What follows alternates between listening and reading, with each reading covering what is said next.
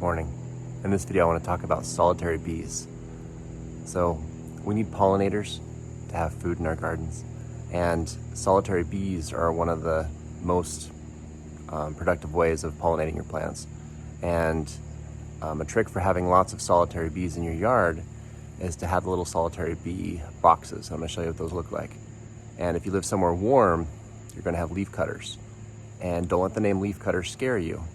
They don't damage your plants. Well, and I'll show you what the damage to the leaves will look like. And it actually doesn't really decrease the effectiveness of the leaf by more than maybe 1%. And I'll show you what that looks like. But it dramatically increases the amount of food that you yield from your garden, so it's completely worth it, and it should be encouraged to have these in your yard. Let me show you.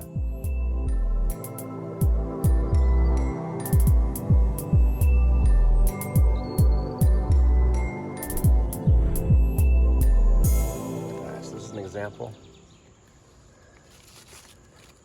and they're not territorial, so you don't have to worry about them, and they're solitary, so they don't really have a group anyway. Every female with leaf cutters and with solitary bees in general is a queen, and what they do, as you can see, is they'll look for holes to lay eggs, and between each egg they're going to cap them with leaves. And for example, in these tubes they'll have 5 or 6 eggs separated by pieces of leaves, and each of these holes is like between 1/4 of an inch to a 1/2 inch wide, so they're very small regardless of how big they look. And I'll show you what the leaf damage looks like. It's minimal. They love my grapevines, and they'll do stuff like this, but they don't really do it to that many. As you can see, incredible amount of grape leaves, and very few of them have leaf cutter holes. You might see a few like this.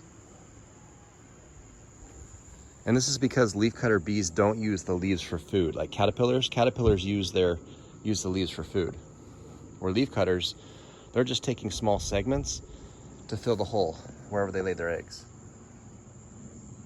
And so they'll basically cut a circle that's slightly bigger than the place they laid their eggs, and then they just cap it.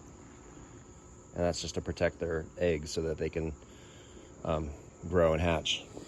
And their gestation cycle, their life cycle is actually really fast.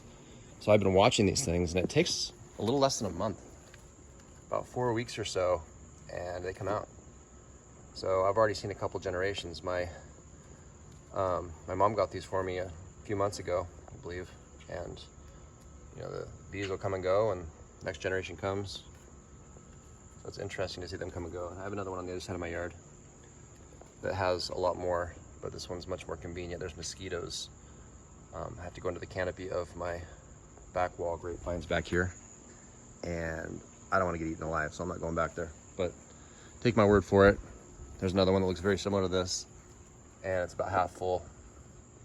Each of those holes will probably have 6 leaf cutters. So you can see I have 1, 2, 3, 4, 5, 6 capped, it looks like.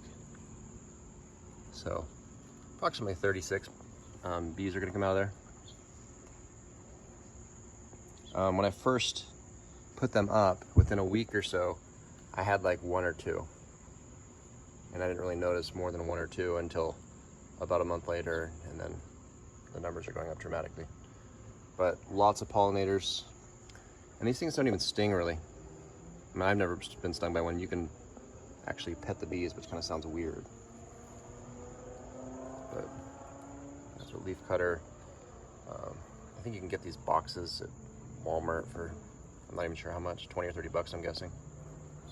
Another strategy that I use that might be a little bit weird is after I grow sunflowers, I slice them down, but I'll cut the stems into segments like this.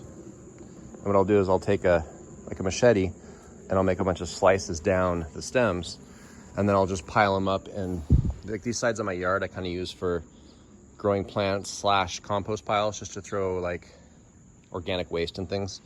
But I'll just throw the sticks in there, and I've noticed that leaf cutters and mason bees will hollow out these stems and use them for putting their babies in as well. So There you go. Easy way to have lots of bees in your yard that don't really sting anyone. Anyway, thanks for watching.